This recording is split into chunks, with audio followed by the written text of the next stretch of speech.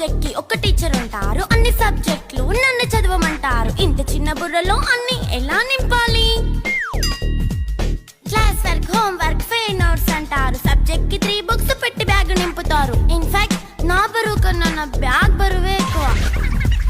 క్వశ్చన్లు, ఆన్సర్లు, సర్ప్రైజ్ టెస్టులు అన్ని దాటుకొని మళ్ళీ స్కూల్ వ్యాన్ ఎక్కేసి అమ్మయ్య ఇక ఇంటికి వచ్చేసామనుకుంటే మార్క్స్ తక్కువ వస్తే చెయ్యాలి అసైన్మెంట్. రిపోర్ట్ కార్డ్ చూపిస్తే ఇంట్లో ఉన్న పనిష్మెంట్. హోమ్ వర్క్ చేయమంటూ మమ్మీ చంపుతుంటుంది. ట్యూషన్ టైం అయిందని డాడీ తరుముతుంటాడు. డాన్స్ క్లాస్ కి వెళ్ళమని తాతయ్య తిడతాడు. స్నాక్స్ తిని వెళ్ళమని నాన్నమ్మ ఆపుతుంది. ఇక అన్నీ అయిపోయాక కాసేపు టీవీ చూద్దామంటే మమ్మీ ఎంట్రీ ఇచ్చింది. బెడ్ యొక్క మంది చిన్న నాప్ తీసేలోపు తెల్లారిపోయింది.